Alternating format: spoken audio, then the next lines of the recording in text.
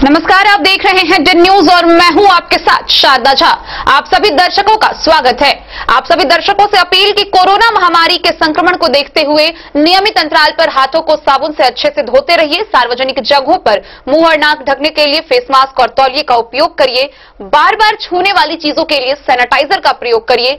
सजग रहिए, सतर्क रहिए, सुरक्षित रहिए। बुलेटिन की शुरुआत से पहले नजर डालते हैं आज की हेडलाइंस पर। जयनगर कमलाबारी कॉलेज के समीप NH 227 पर बाइक व 4 चक्का वाहन की आमने सामने हुई टक्कर, 3 गंभीर रूप से घायल, एक वृद्ध की मौत।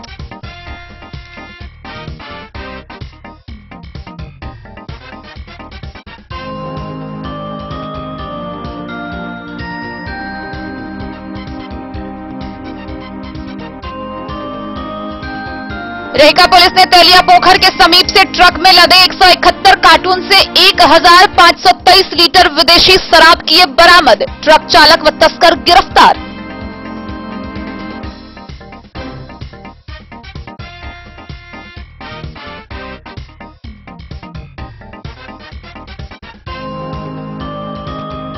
डेमोक्रेटिक सेक्युलर फ्रंट पार्टी के संयुक्त गठबंधन के उम्मीदवार अमानुल्लाह खान ने मधुबनी विधानसभा से किया अपना नामांकन दाखिल।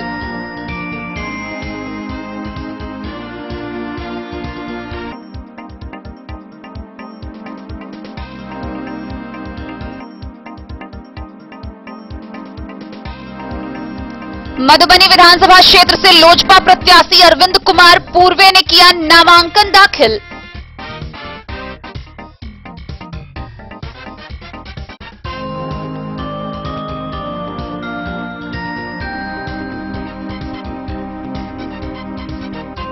हरलाखी भाकपा कार्यालय परिसर में महागठबंधन के कार्यकर्ताओं की हुई बैठक। महागठबंधन प्रत्याशी कॉमरेड राम नरेश पांडे ने किया बैठक को संबोधित।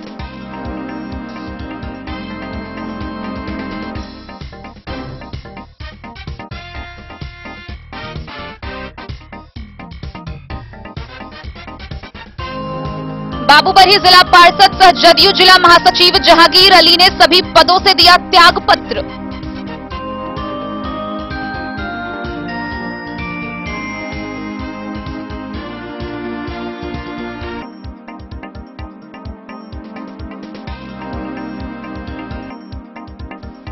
मधवापुर के पिरौखर की मुखिया मंदाकिनी ने हरलाखी विधानसभा क्षेत्र से किया नामांकन दाखिल।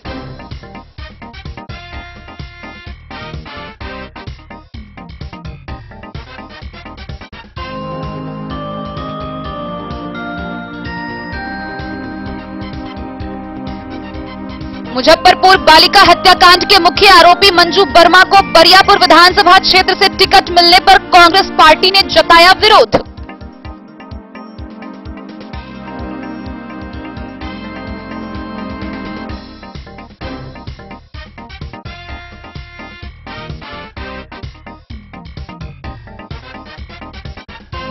सहरघाट थाना परिसर में दुर्गा पूजा को लेकर शांति समिति की हुई बैठक।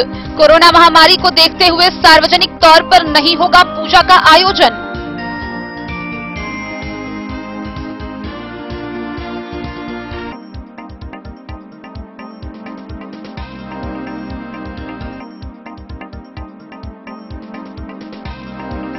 एनडीए प्रत्याशी भाजपा विधायक रामप्रीत पासवान ने राजनगर विधानसभा से किया नामांकन दाखिल। समर्थन में पहुंचे महाराष्ट्र के पूर्व मुख्यमंत्री देवेंद्र फडणवीस व स्वास्थ्य मंत्री मंगल पांडे।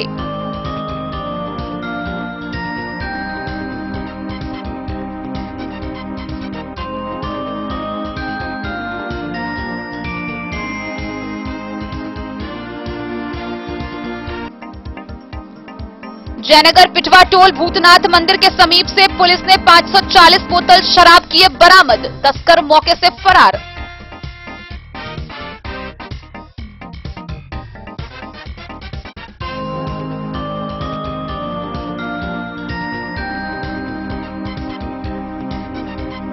राजनगर विधानसभा क्षेत्र में सड़कों की स्थिति बदहाल, सड़कों की जर्जरता खोल रही विकास कार्यों की पोल।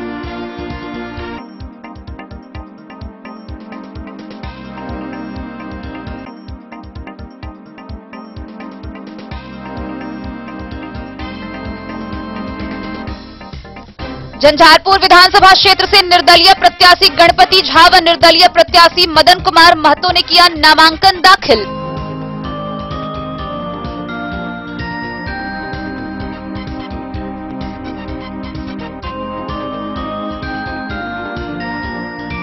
पांच दरभंगा स्नातक व शिक्षक निर्वाचन 2020 का 22 अक्टूबर को होगा मतदान।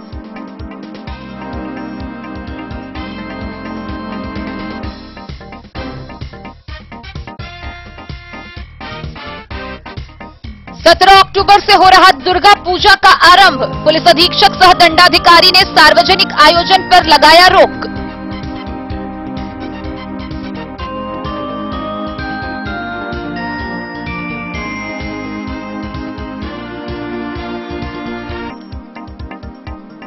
मधुबनी विधानसभा से राजद प्रत्याशी समीर कुमार महासेठ ने नामांकन दाखिल के बाद डे न्यूज से की खास बातचीत।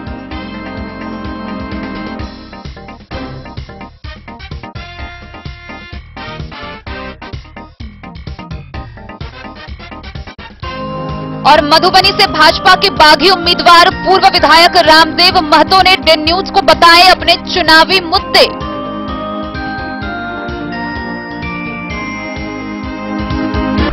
खबरें अब विस्तार से।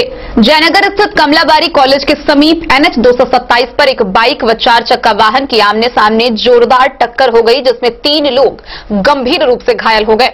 घायलों में शामिल एक वृद्ध की मौत अस्पताल ले जाने के क्रम में हो गई। हालांकि पुलिस ने पूरी घटना का जायजा लिया है और आगे की कार्रवाई शुरू कर दी है।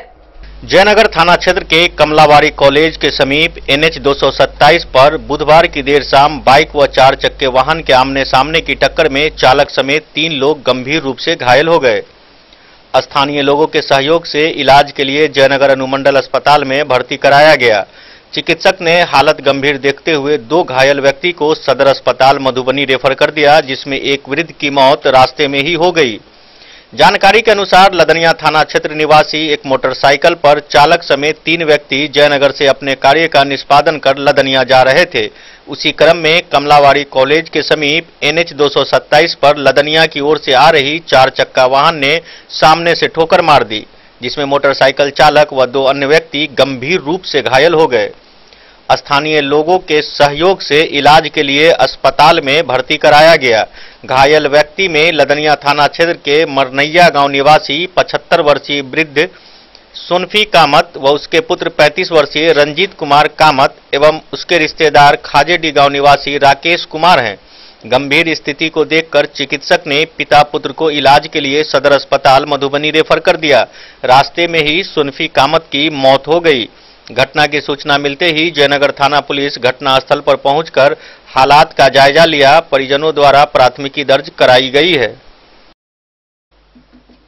मोहम्मद अली के साथ हनुमान प्रसाद मोर की रिपोर्ट।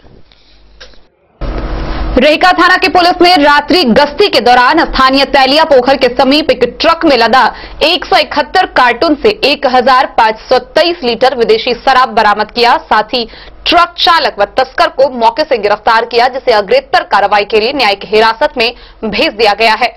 वहीं पुलिस द्वारा की गई इस कार्रवाई के बाद से सभी शराब तस्करों में हड़कंप मचा हुआ है।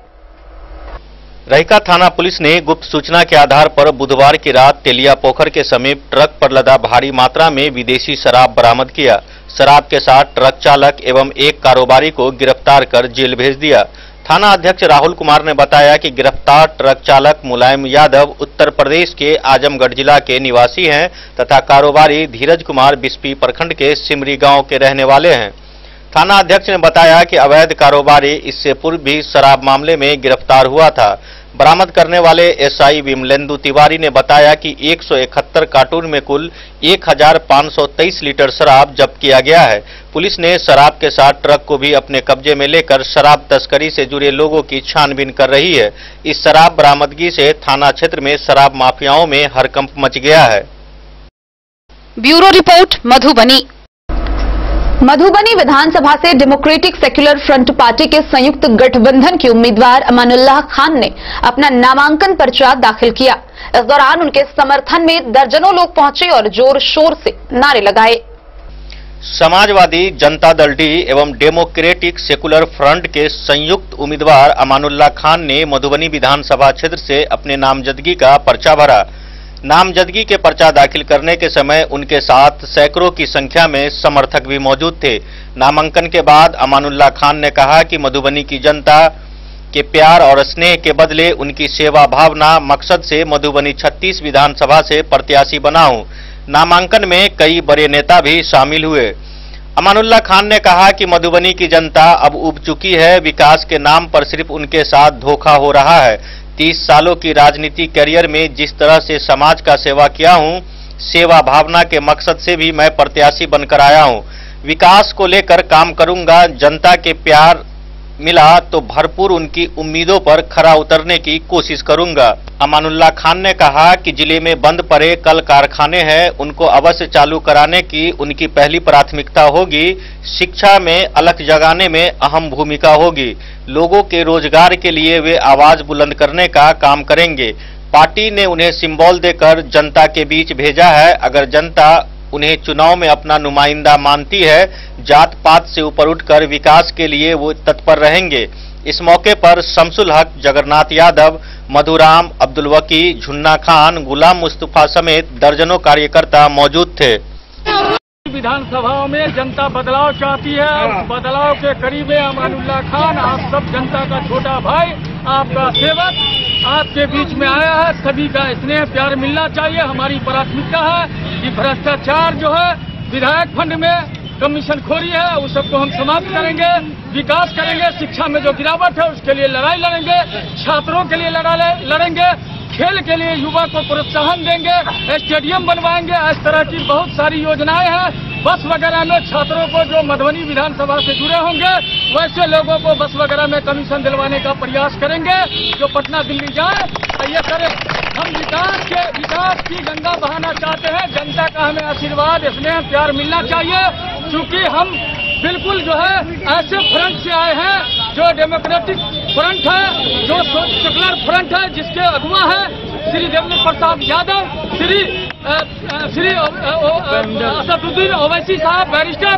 उसके बाद जो है मायावती जी हैं और हमारे मुख्यमंत्री के उम्मीदवार श्री उपेंद्र कुशवाहा जी हैं, राजभर भी है। ऐसे तमाम लोग हमारे पार्टी में मोर्चा बनाए हुए हैं। ये मोर्चा मधुबनी को फतह करेगा और जरूर फतह करेगा और जनता के बलबूते फतह करेगा। तो भी एक करेगा।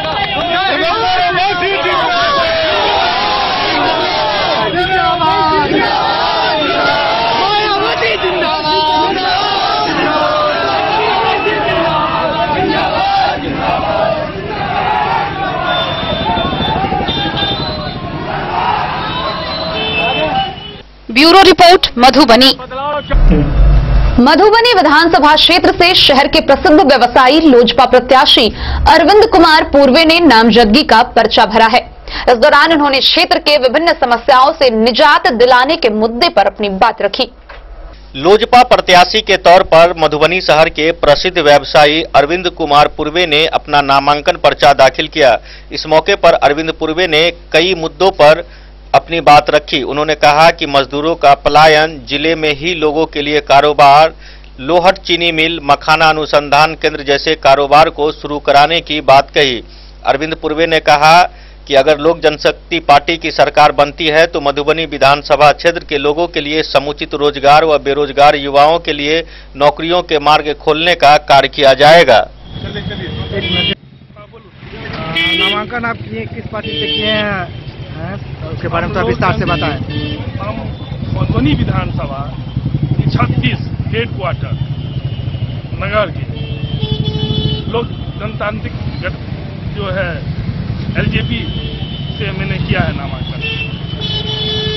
अपना नाम बता दें। अरविंद कुमार पूर्वे। आपकी कार्य योजना बता दें। देखिए, कार्य योजना शहर का जो विधायक होता है हेडक्वार्टर का, उसका एक अपना अलग अधिकार रहता है शहर का वातावरण के साथ। शहर में बहुत सारा कमियां हैं।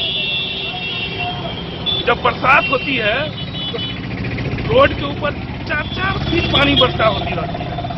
और हमारे 2 माननीय सदस्य रह चुके हैं, एक विधानसभा में बैठते हैं और एक विधान परिषद में बैठते हैं।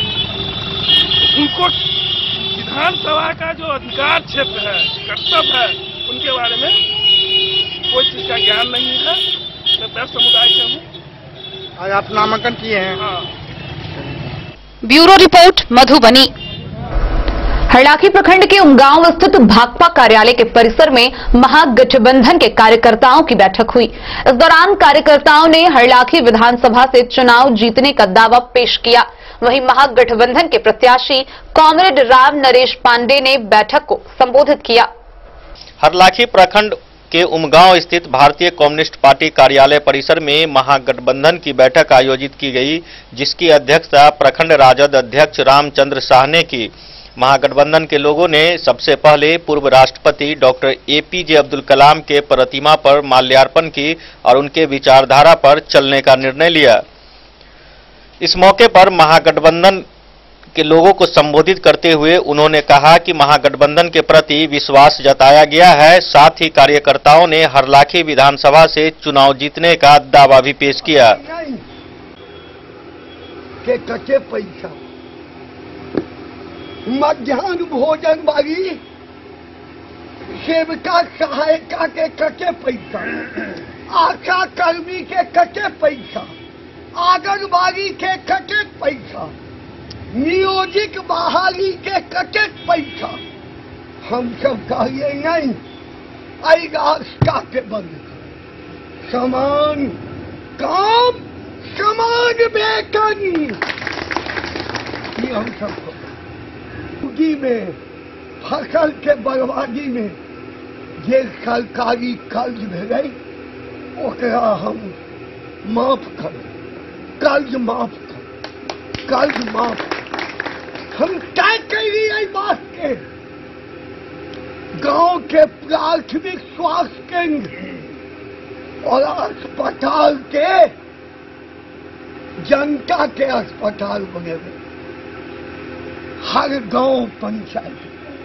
शिक्षा अभी के स्कूल में ताला लागल, एक साल विद्यार्थी के खत्म हो गए। हम सभी स्कूल खोलबे, कोरोना के जांच हर लोग के करा कर स्वस्थ करबे।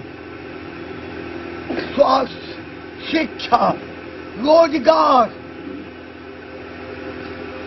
घरेलू उद्योग, बाल रोगी बिजली संकट के अस्थायी समाधान। हमारी सरकार आने वाला समय में तेजस्वी के नेतृत्व में महागठबंधन के सरकार भारत सरकार से जवाब दो नेपाल सरकार का समझौता कर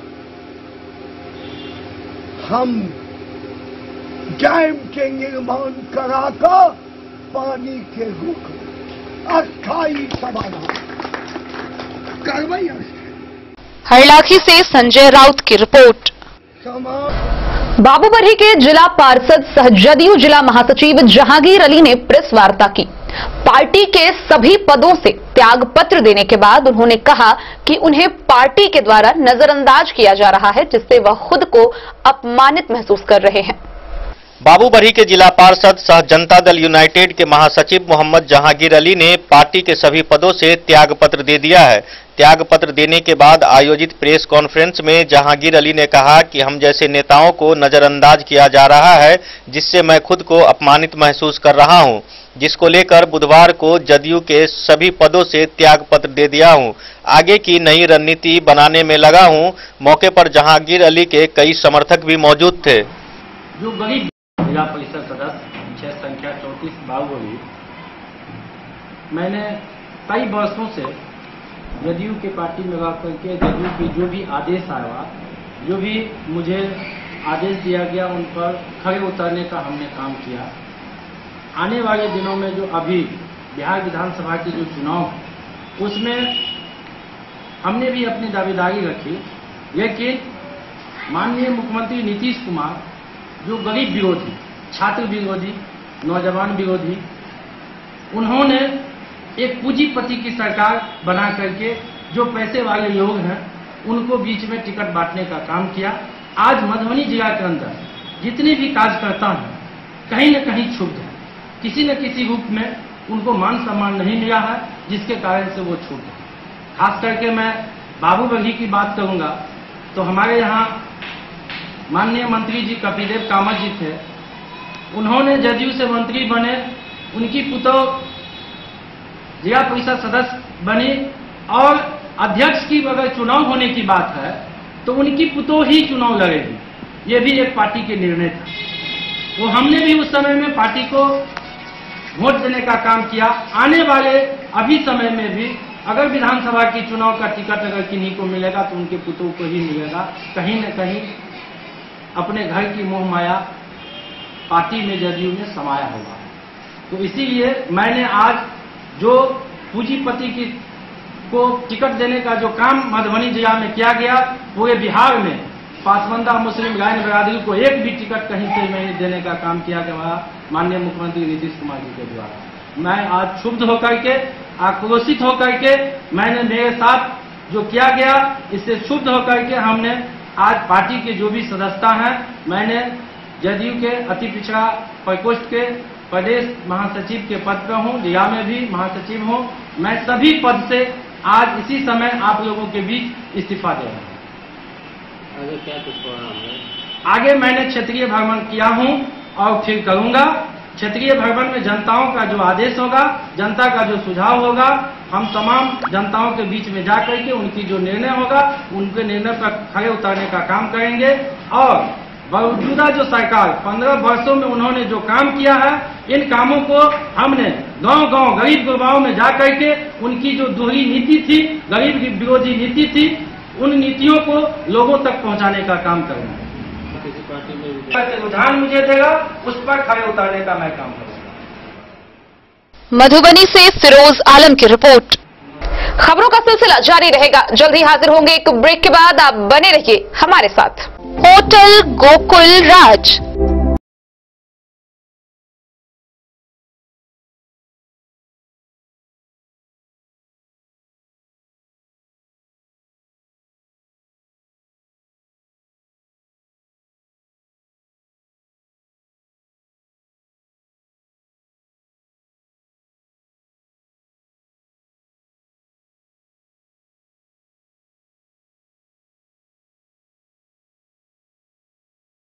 भीड़ भाड़ से दूर शांति और सुकून से भरे वातावरण में मधुबनी शहर के लहरियागंज वार्ड नंबर 1 में पूरे मिथिलांचल क्षेत्र का सबसे भव्य होटल होटल गोकुल राज। 4 मंजिला इमारत की इस होटल में है 4 बड़े बड़े बैंकेट हॉल, रिंग सेरेमनी, शादी, मीटिंग या पार्टी, हर एक आयोजन के लिए अलग से हॉल की व्यवस्था, रेस्टोरेंट की व्यवस्था जहां एक से बढ़कर एक लजीज व्यंजनों का मिलेगा संगम, और रहने का उचित प्रबंध, suite room, AC room, non AC room से सुसज्जित होटल जहां लिफ्ट की भी है व्यवस्था, पार्किंग का पूरा इंतजाम। तो आइए और जिंदगी में खुशियों से भरी यादें शामिल करिए। होटल गोकुल राज मधुबनी में आप लोगों का स्वागत है। Hotel Gokul Raj, Lahariyaganj ward number 1 Madhubani. शुभारंभ तिथि 17 अक्टूबर 2020। Hotel Gokul Raj, ward number 1 Lahariyaganj Madhubani. Meera eye clinic, जहां आंखों से संबंधित हर प्रकार के रोग के इलाज की है व्यवस्था।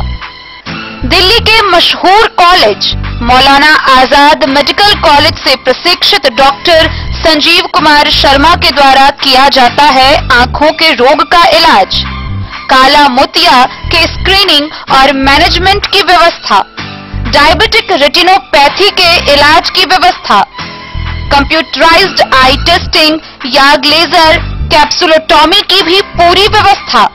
यहाँ आंखों की समस्या से परेशान रोगी के सफल इलाज की पूरी गारंटी है। साथ ही आंख के तिरछापन का भी सफल इलाज किया जाता है। Meera eye clinic, hospital road, Madhubani. नमस्कार, प्रणाम। मैं हूं गुंजन पंत। प्रिय केबल ग्राहकों, लॉकडाउन के दौरान अपने केबल ऑपरेटर के मासिक शुल्क का भुगतान ऑनलाइन या फिर मोबाइल विकल्प द्वारा करें, अन्यथा अपने लोकल केबल ऑपरेटर से संपर्क करें और देखते रहें अपना पसंदीदा चैनल। सुरक्षित रहें।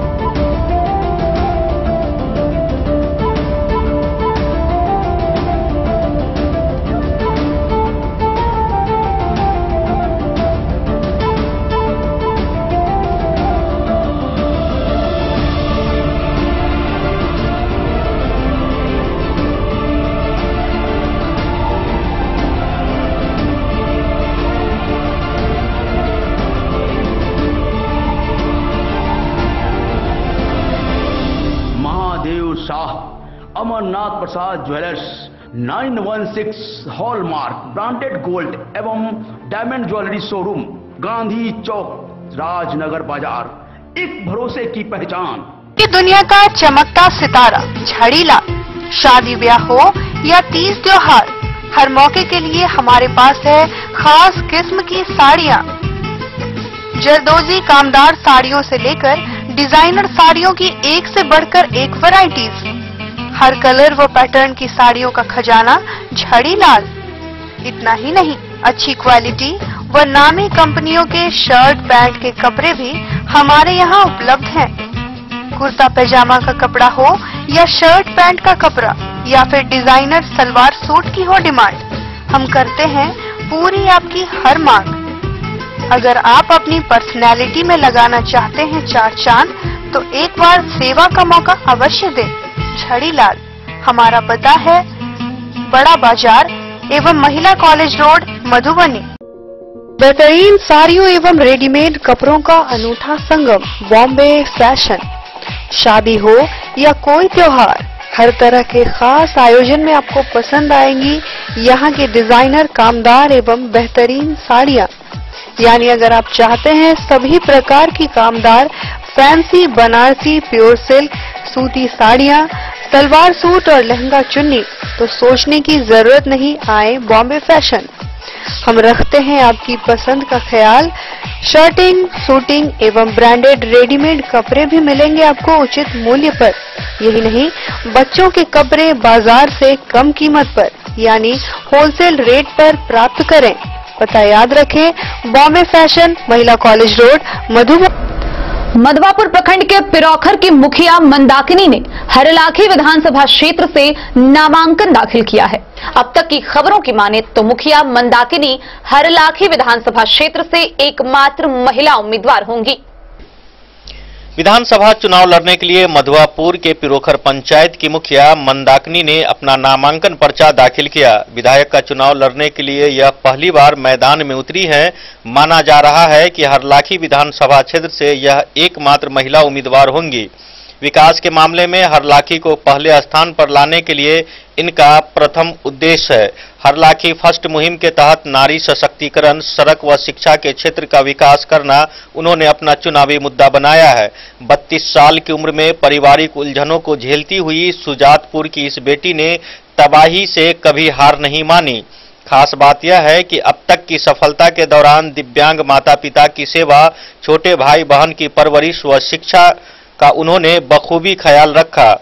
स्कूल, कॉलेज व सामाजिक क्षेत्र में बार बार पुरस्कार पा चुकी मंदाकिनी चौधरी ने सफलता की नई मंजिलों को छुआ है। 2010 में एक नेशनलाइज्ड बैंक में पीओ के पद की नौकरी छोड़ जनसेवा से शुरुआत की। उसी साल वैज्ञानिक खेती के लिए वर्मी कंपोस्ट प्लांट लगाया। 2015 में समस्तीपुर के बुनियादपुर के सामाजिक युवक विकास चौधरी से शादी की। 2017 से 2019 के बीच 2 बच्चियों को जन्म दिया। फिर उन्होंने बेटे बेटियों में फर्क वाली मानसिकता का विरोध करने के लिए लोगों को जागरूक करना शुरू किया। 2016 में माई के पिरोखर पंचायत की मुखिया बनी। मंदाकिनी का जन्म 1988 में सुजातपुर के किसान मणिभूषण द्विवेदी के घर हुआ। इसने सीबीएसई बोर्ड से पटना में रहकर 2002 में मैट्रिक व 2004 में इंटरमीडिएट की परीक्षा पास की। 2007 में बीकॉम ऑनर्स किया, जबकि 2009 में कोलकाता से एमबीए फिनांस की पढ़ाई पूरी की। यहाँ नमस्कार, मैं मंदाकिनी चौधरी। आज मैं जनसंपर्क के दौरान पहुंची हूँ करहरा गांव में, और यहाँ की जो स्थिति है वो देख के मुझे ऐसा लगता है कि जितनी भी पॉलिटिकल पार्टीज और जितने भी दिग्गज नेता यहाँ पे आज तक हुए हैं, कहीं ना कहीं इस जगह को उन लोगों ने नेग्लेक्ट किया है, क्योंकि 10,000 से ऊपर की लगभग 15,000 की आबादी वाले इस गांव में निकलने का कोई रास्ता नहीं है। आप देख सकते हैं कि यहाँ पे सामने नदी के पार लगभग 1 किलोमीटर की दूरी है जो कि बसैट से इसको जोड़ता है, और इस जगह को पार करने के लिए यहाँ पे घंटों घूम करके मेन रोड तक जाना होता है। अगर हल्की सी भी बारिश हो जाए तो इन लोगों की जो जिंदगी है वो नरक से भी बदतर हो जाती है। मैं आप सभी राजनीतिक लोगों से, जितने भी पॉलिटिकल लीडर्स हैं, किसी भी पार्टी के हों वो मायने नहीं रखता, आपसे मैं ये सवाल करना चाहती हूँ कि क्या ये विकास है जिसकी बात हम करते हैं? क्या ये सरकार के दावे हैं, झूठे खोखले दावे, जो इन लोगों के जीवन में आप एक पुल तक ना दे सक रहे हैं? इनके जीवन में अगर कोई मेडिकल इमरजेंसी हो जाए, अगर किसी बच्ची को पढ़ाई करने के लिए बसैठ जाना पड़ जाए, तो आधा पौन घंटा वो यहाँ इस नदी किनारे इंतजार करती है। कितने सारे मासूम बच्चे डूब करके मर गए हैं। क्या आपका दिल नहीं पिघलता है कि करहरा की जो स्थिति है इसकी आवाज कब उठाएंगे आप? करहरा की बात कब होगी? मुझे तो लगता है कि ये हरलाखी विधानसभा क्या बिहार में ही नहीं, पूरे भारत के ही नक्शे से अलग हो चुका है। क्या इन लोगों की जो जिंदगी है ये आपके लिए कोई मायने नहीं रखती है? मैं प्रतिबद्ध हूँ यहाँ पे काम करने के लिए।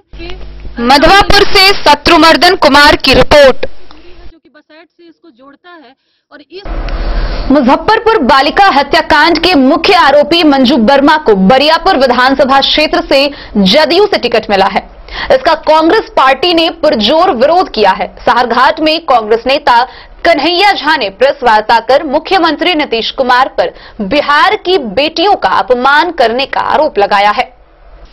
कांग्रेस पार्टी के लोगों ने सीएम नीतीश कुमार पर बिहार की बेटियों का अपमान करने का आरोप लगाया है। पार्टी के नेता कन्हैया झा ने प्रेस वार्ता के दौरान साहरघाट में कहा कि मुजफ्फरपुर बालिका हत्याकांड के मुख्य आरोपी मंजू वर्मा को बरियारपुर विधानसभा क्षेत्र से चुनाव लड़ने का टिकट देकर सीएम ने बिहार की बेटियों के स्वाभिमान को चोट पहुंचाई है। उन्हें बिहार वासियों को इसका जवाब देना होगा। उन्होंने कहा कि जिस घटना ने न केवल बिहार को बल्कि सारे देश को शर्मसार कर दिया था, इस घटना के प्रधान आरोपी को प्राथमिकता देने से मुख्यमंत्री की ओछी मानसिकता झलक रही है। कन्हैया झा, बेनीपट्टी कांग्रेस संगठन। मैं साहरघाट प्रेस कॉन्फ्रेंस से कुछ बात करना चाह रहा हूं। जो बिहार की जो दुर्दशा है, हमारे मुख्यमंत्री नीतीश कुमार जी बिहार के बेटी के साथ अन्याय कर रहे हैं, क्योंकि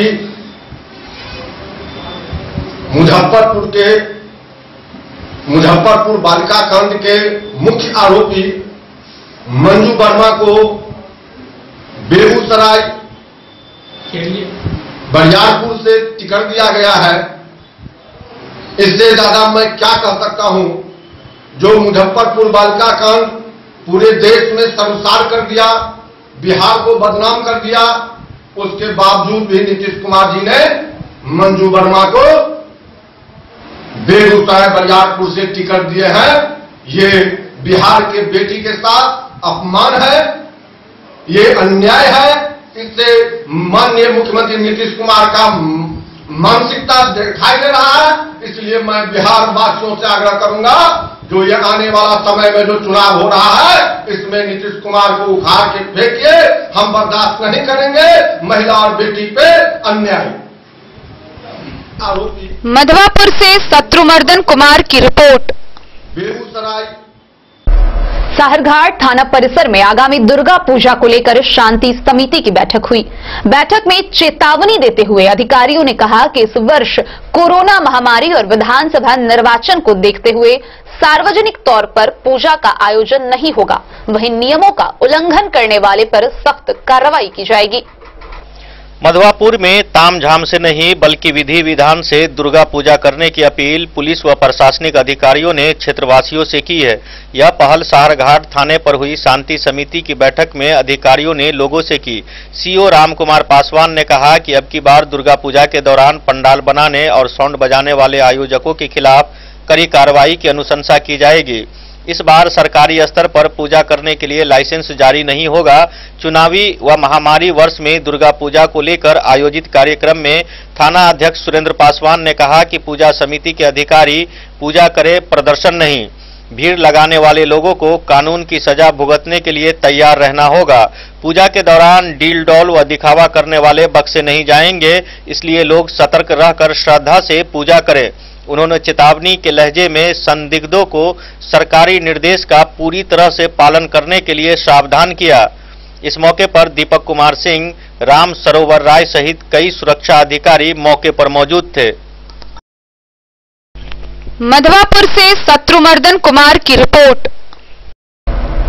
एनडीए प्रत्याशी भाजपा विधायक रामप्रीत पासवान ने राजनगर विधानसभा क्षेत्र से नामांकन दाखिल किया है।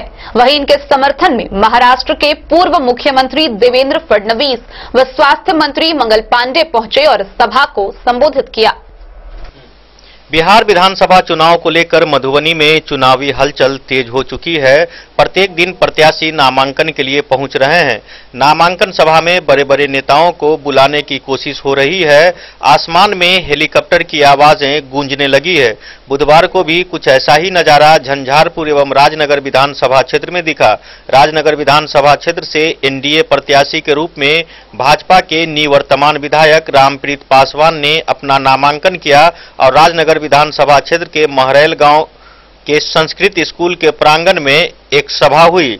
सभा में महाराष्ट्र के पूर्व मुख्यमंत्री एवं बिहार भाजपा के चुनाव प्रभारी देवेंद्र फडणवीस, बिहार के स्वास्थ्य मंत्री मंगल पांडे सहित कई बड़े नेता शिरकत किए। चुनावी सभा को संबोधित करते हुए बिहार भाजपा प्रभारी एवं महाराष्ट्र के पूर्व मुख्यमंत्री देवेंद्र फडणवीस ने कहा कि मिथिलांचल में उनकी यह पहली आम सभा थी।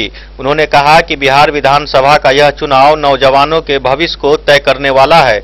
इस चुनाव से प्रधानमंत्री नरेंद्र मोदी, मुख्यमंत्री नीतीश कुमार, स्थानीय प्रत्याशी रामप्रीत पासवान एवं झंझारपुर के प्रत्याशी नीतीश मिश्रा सहित कई लोग विकास के नए आयाम को लिखेंगे। घर घर बिजली पहुंचाया है, ये सब काम किया है। बाकी जो शेष काम है, रेफर अस्पताल का शिलान्यास किए हैं, सुलिस गेट करवाए हैं और दो और सुलिस गेट का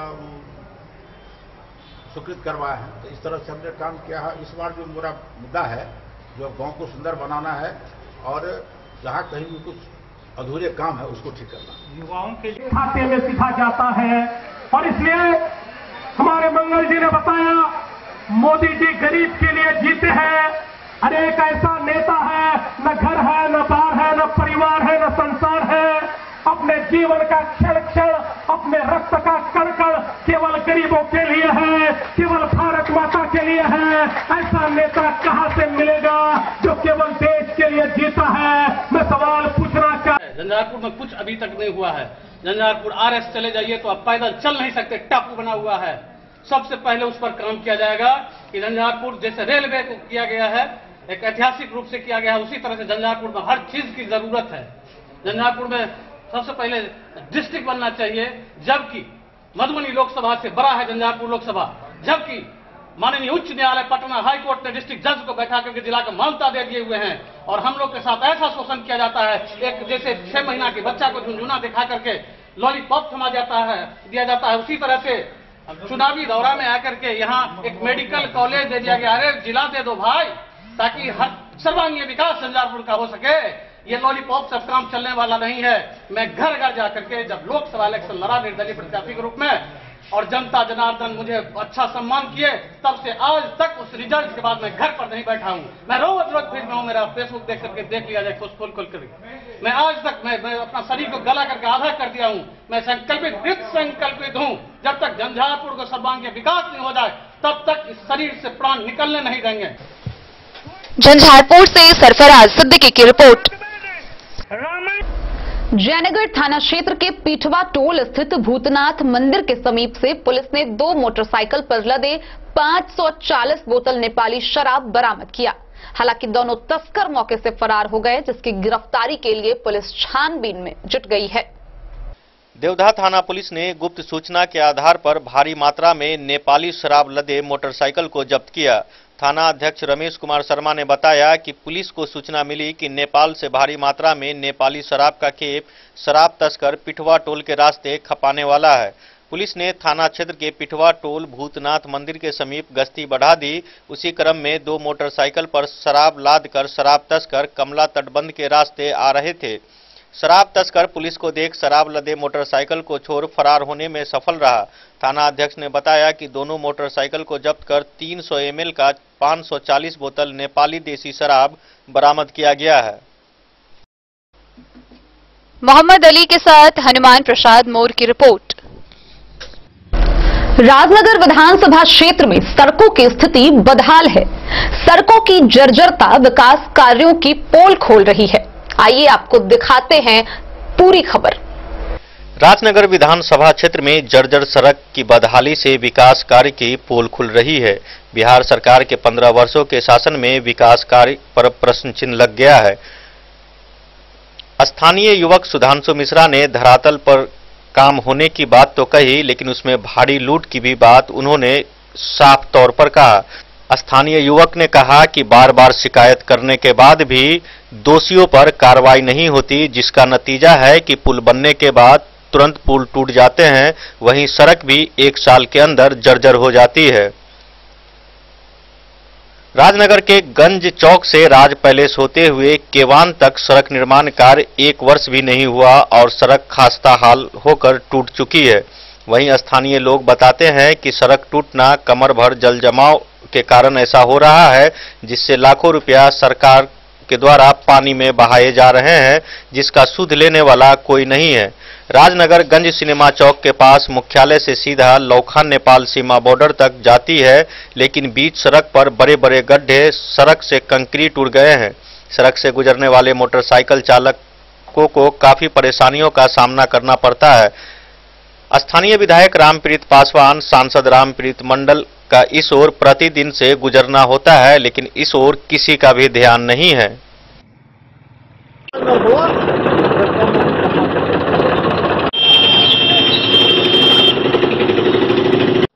हम लोग तो नॉन पॉलिटिकल में आते हैं, तो कौन ध्यान देगा? कोई सुनने वाला नहीं था। कोई सुनने वाला नहीं। बोले राजनगर से सुजीत गुप्ता की रिपोर्ट।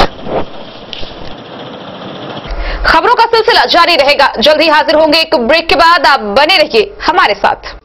ज्वेलरी हाउस स्वर्णश्री, सोने की शुद्धता मापने वाला यंत्र कैरेटोमीटर यहाँ उपलब्ध है, क्योंकि सोने की शुद्धता और आपके विश्वास के साथ कोई समझौता नहीं। रत्न, सोना व चांदी के हर तरह के आभूषणों के लिए एक बार अवश्य आएं। लाइट वेट व बेहतरीन कारीगरी वाले गहनों का अनूठा संगम। आपका भरोसा ही है हमारी पूंजी। बिना किसी मिलावट व पूरी शुद्धता के साथ हॉलमार्क गहने आपको देना हमारा परम कर्तव्य। तो देर किस बात की, अपने मनपसंद गहनों की खरीदारी के लिए आज ही आए। पता याद रखें, jewellery house Swarnashree, Bada Bazaar, Madhubani. Shakuntala sales digi world. Shakuntala sales digi world, यहाँ आपको मिलेगा हर तरह का इलेक्ट्रॉनिक होम अप्लायंसेज। जी हाँ, घर के जरूरत और ऐशो आराम के सभी इलेक्ट्रॉनिक उपकरण यहाँ उपलब्ध हैं। उचित मूल्य के साथ विभिन्न कंपनियों के सामानों के लिए डीजी वर्ल्ड देता है आपको विश्वसनीयता की पूरी guarantee. Whirlpool, Godrej, LG, Samsung, Sansui, Videocon सहित कई और कंपनियों के सामान उचित मूल्य पर प्राप्त करें। इतना ही नहीं, AC, LED, cooler, refrigerator, washing machine, Triveni अलमीरा, चिमनी, लैपटॉप और मोबाइल के लिए आपको कहीं और जाने की जरूरत नहीं। तो आइए शकुंतला सेल्स डीजी वर्ल्ड और अपने मनपसंद सामानों की खरीदारी कर अपने घर ले आइए। पता याद रखें, Shakuntala sales digi world, head post office road, Madhubani. यहाँ सभी इलेक्ट्रॉनिक अप्लायंसेज में 0% के इंटरेस्ट पर बजाज फाइनेंस के द्वारा EMI पर खरीदारी की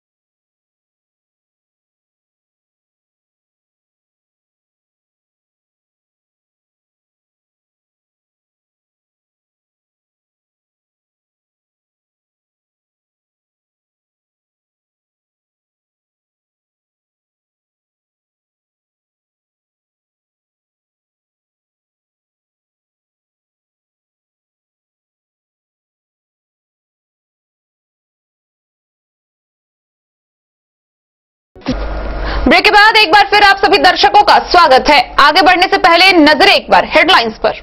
जयनगर कमलाबारी कॉलेज के समीप NH 227 पर बाइक व 4 चक्का वाहन की आमने सामने हुई टक्कर, 3 गंभीर रूप से घायल, एक वृद्ध की मौत।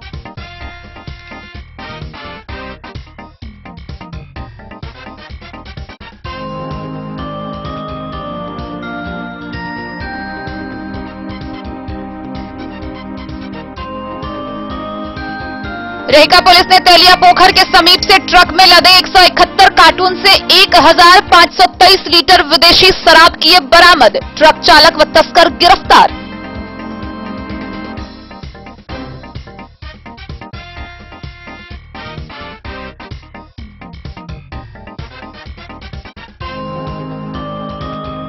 डेमोक्रेटिक सेक्युलर फ्रंट पार्टी के संयुक्त गठबंधन के उम्मीदवार अमानुल्लाह खान ने मधुबनी विधानसभा से किया अपना नामांकन दाखिल।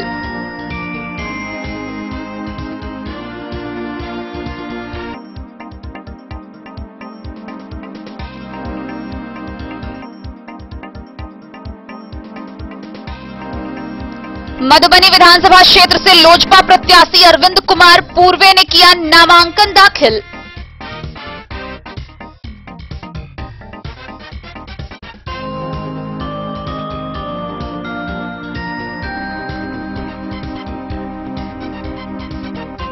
हरलाखी भाकपा कार्यालय परिसर में महागठबंधन के कार्यकर्ताओं की हुई बैठक, महागठबंधन प्रत्याशी कॉमरेड राम नरेश पांडे ने किया बैठक को संबोधित।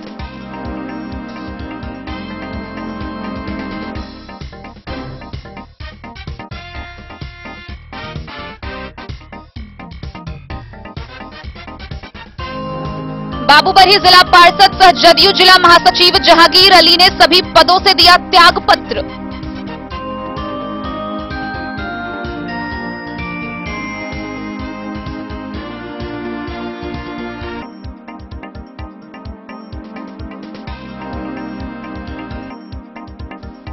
मधवापुर के पिरौखर की मुखिया मंदाकिनी ने हरलाखी विधानसभा क्षेत्र से किया नामांकन दाखिल।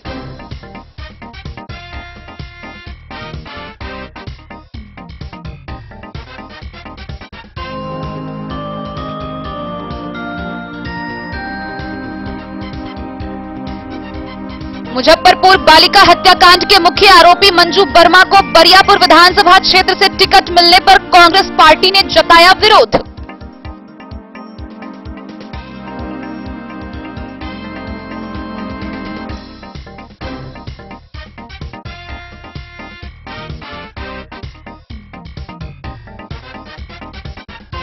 साहरघाट थाना परिसर में दुर्गा पूजा को लेकर शांति समिति की हुई बैठक, कोरोना महामारी को देखते हुए सार्वजनिक तौर पर नहीं होगा पूजा का आयोजन।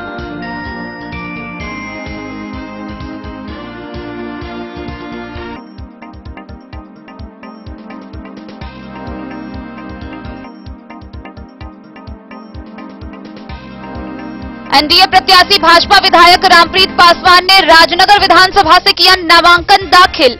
समर्थन में पहुंचे महाराष्ट्र के पूर्व मुख्यमंत्री देवेंद्र फडणवीस व स्वास्थ्य मंत्री मंगल पांडे।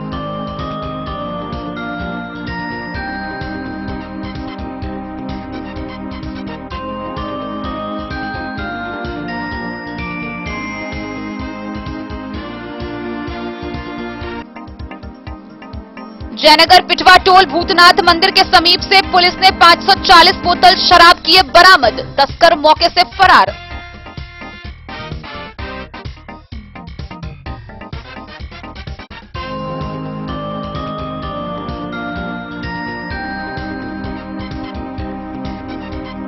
राजनगर विधानसभा क्षेत्र में सड़कों की स्थिति बदहाल। सड़कों की जर्जरता खोल रही विकास कार्यों की पोल।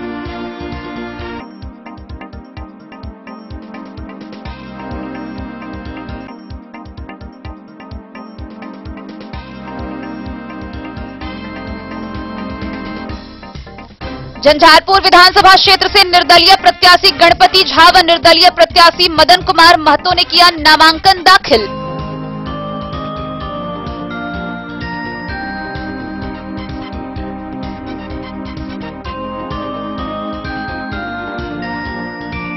पांच दरभंगा स्नातक व शिक्षक निर्वाचन 2020 का 22 अक्टूबर को होगा मतदान।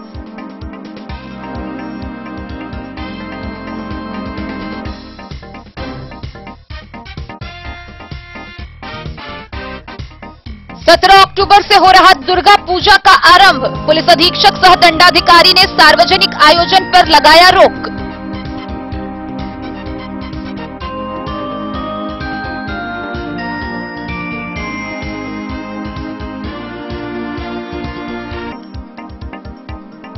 मधुबनी विधानसभा से राजद प्रत्याशी समीर कुमार महासेठ ने नामांकन दाखिल के बाद डे न्यूज से की खास बातचीत।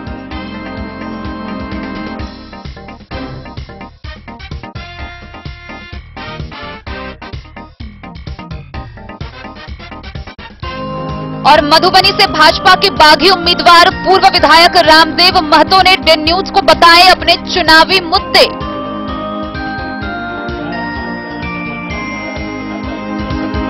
बुधवार को झंझारपुर विधानसभा क्षेत्र से दो प्रत्याशियों ने नामांकन दाखिल किया है। निर्दलीय प्रत्याशी गणपति झा व निर्दलीय प्रत्याशी मदन कुमार महतो ने नामजदगी के पर्चे भरे हैं। झंझारपुर विधानसभा क्षेत्र से अब तक कुल 7 लोग नामांकन करवा चुके हैं। झंझारपुर विधानसभा क्षेत्र से बुधवार को दो प्रत्याशियों ने अपना नामजदगी का पर्चा दाखिल किया। दोनों निर्दलीय प्रत्याशी हैं। सबसे पहले गणपति झा निर्दलीय प्रत्याशी के रूप में पहुंचे, जिनके प्रस्तावक राजेंद्र चौपाल एवं अरविंद राय व अन्य थे। 2 सीट में नामांकन दाखिल किया। वहीं दूसरे निर्दलीय प्रत्याशी मदन कुमार महतो ने नामांकन दाखिल किया, जिनके प्रस्तावक संदीप कुमार और असमदुद्दीन मंसूरी है। इस प्रकार बुधवार तक 38 झंझारपुर विधानसभा क्षेत्र से 7 लोगों ने अपना नामांकन दाखिल किया है। झंझारपुर से सरफराज सिद्दीकी की रिपोर्ट। आगामी 22 अक्टूबर को 5 दरभंगा स्नातक एवं शिक्षक निर्वाचन 2020 का मतदान होना है, जिसको लेकर जिला पदाधिकारी सह जिला निर्वाची पदाधिकारी डॉक्टर नीलेश रामचंद्र देवरे ने विधानसभा आम निर्वाचन के द्वितीय प्रशिक्षण कार्यक्रम में आंशिक संशोधन किया। जिला निर्वाचन पदाधिकारी सह जिला पदाधिकारी द्वारा दिनांक 22/10/2020 को दरभंगा स्नातक शिक्षक निर्वाचन चुनाव 2020 के मतदान होने के कारण बिहार विधानसभा आम निर्वाचन 2020 के मतदान दलों के द्वितीय प्रशिक्षण कार्यक्रम 22/10/2020 दिनांक 27/10/2020 एवं 28/10/2020 को निर्धारित किया गया है। उसमें आंशिक संशोधन करते हुए दिनांक 22/10/2020 को द्वितीय प्रशिक्षण कार्यक्रम दिनांक 23/10/2020 को निर्धारित किया गया है। शेष प्रशिक्षण कार्यक्रम की तिथि यथावत रखी गई है। गौरतलब है कि दरभंगा क्षेत्र के स्नातक एवं शिक्षक निर्वाचन क्षेत्र में दिनांक 22/10/2020 के मतदान के कई मतदाता विधानसभा आम निर्वाचन 2020 के प्रशिक्षण में शिक्षक, मास्टर ट्रेनर एवं प्रशिक्षु हैं, जिसको ध्यान में रखकर जिला निर्वाचन पदाधिकारी द्वारा यह निर्णय लिया गया है। Bureau report Madhubani. आगामी 17 अक्टूबर से दुर्गा पूजा आरंभ हो रहा है। इस वर्ष कोरोना महामारी व विधानसभा चुनाव को देखते हुए जिला दंडाधिकारी पुलिस निरीक्षक ने कई निर्देश जारी किए हैं। सभी अनुमंडल, प्रखंड पदाधिकारी व थानाध्यक्ष को अपने अपने स्तर से तैयारी करने के लिए निर्देशित किया गया है। इस वर्ष दुर्गा पूजा का त्योहार 17 अक्टूबर से प्रारंभ होकर 26 अक्टूबर को संपन्न होने जा रहा है। 17 अक्टूबर को कलश स्थापन व 26 अक्टूबर को विजयादशमी मनाया जाएगा। इस त्योहार के अवसर पर विधि व्यवस्था व सांप्रदायिक सद्भाव बनाने के लिए पूर्व में बड़े पैमाने पर दंडाधिकारी, पुलिस पदाधिकारी की प्रतिनियुक्ति की जाती थी। इस वर्ष जनहित में कोविड-19 के संक्रमण से बचाव को दृष्टि में रखते हुए पूजा स्थल एवं अन्य संवेदनशील स्थानों पर दंडाधिकारी व पुलिस पदाधिकारियों की प्रतिनियुक्ति किया जाना समीचीन नहीं होगा, क्योंकि सभी पूजा स्थल से लेकर पूजा स्थल के आसपास छोटी छोटी दुकानों पर एक साथ अधिक दर्शनार्थियों की भीड़ इकट्ठा न हो, ताकि सोशल डिस्टेंसिंग का पूर्णतः पालन हो सके। इसको लेकर जिला दंडाधिकारी सह पुलिस अधीक्षक ने निर्देश दिया है कि दुर्गा पूजा त्योहार प्रारंभ होने से पूर्व ही अपने अपने क्षेत्रों में शांति व विधि व्यवस्था के साथ साथ सांप्रदायिक सद्भाव बनाए रखने के लिए शांति समिति का गठन कर उसे प्रभावी व कारगर बनाने की दिशा में ठोस कार्रवाई करें। साथ ही थाना स्तर पर शांति समिति की बैठक आयोजित कर बैठक की कार्रवाई की प्रति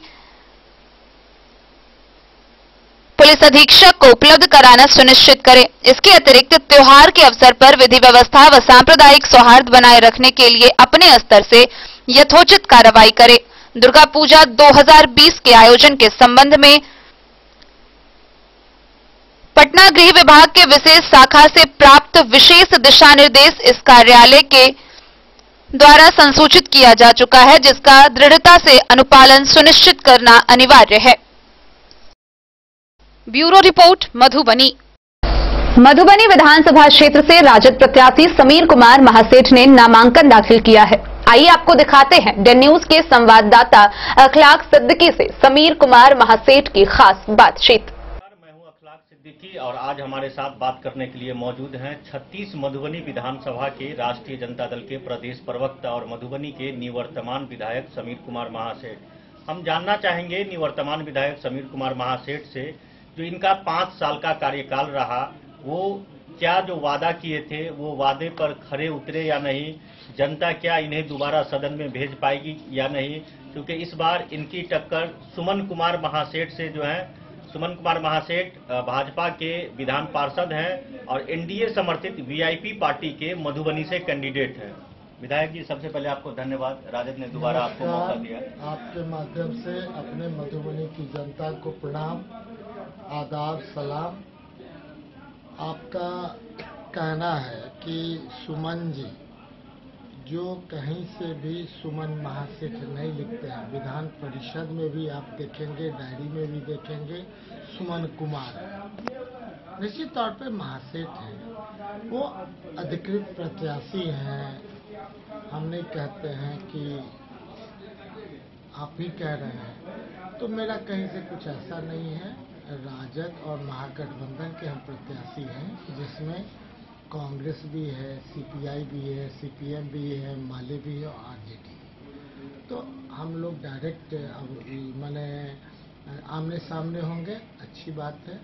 आपके माध्यम से जनता से एक ही अपील करना चाहेंगे कि अगर ये 5 साल का जो मेरा क्रियाकलाप रहा, उसको बहुत ही ढंग से हमने 10 पृष्ठों में, 8 पृष्ठों में हमने एक बुकलेट दिया है। ये बुकलेट हमारा एक तरह से फुल डाटा के साथ हमने ये कहा है, इस तरह का 3 तरह का बना है। पर्पस है कि जो 5 साल हमारा समय बीता, आपके माध्यम से हम जीते, और 5 साल में जो पिछले 4 साल के उन्हीं के जदयू पिछले बार महागठबंधन में था, इस बार जदयू उनके साथ है। 1 साल में ही सत्ता पलट किए और वो अलग खेमे में चले गए, हम लोग अपोजिशन में चले आए।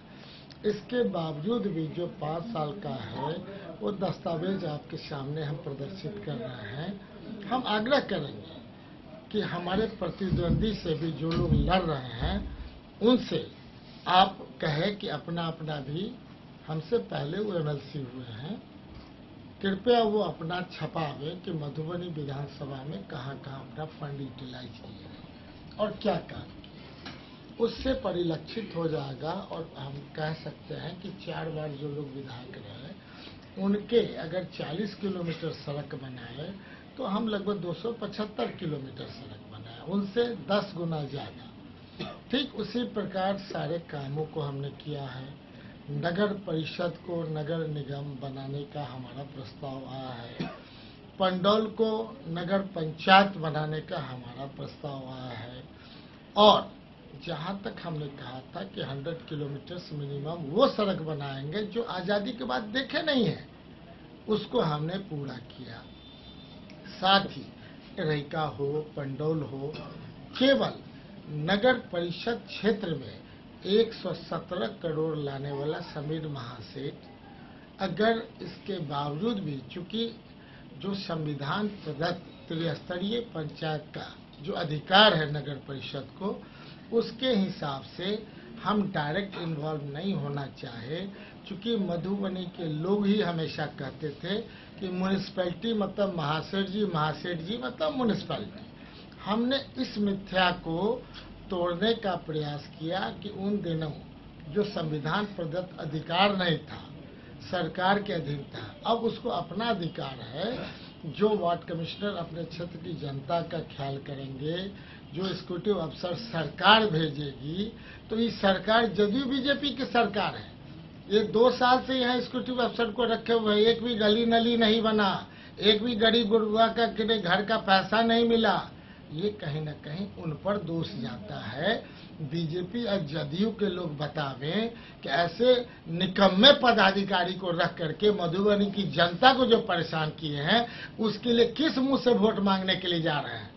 सत्ता उनकी और हिसाब हमसे। तो हमने अपना हिसाब आपके सामने दे दिया है। और मेरा आग्रह है आपके माध्यम से उन लोगों से भी कहिए कि अपना अपना छपा करके जनता के बीच दे दे, ताकि अगर हम आकाश हैं तो वो लोग पाताल है। इसी के माध्यम से प्रूफ हो जाएगा। और हमारे टाइम से पहले 2 मेडिकल कॉलेज मधुबनी में आया, इंजीनियरिंग कॉलेज आया, आपको ITI आया, और सेंट्रल स्कूल के लिए भी जमीन दे दी गई।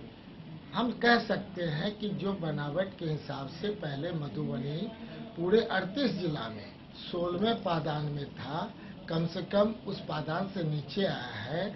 नगर परिषद उस समय नगर म्यूनिसिपैलिटी जो हुआ करता था, बिहार शरीफ इससे नीचे था।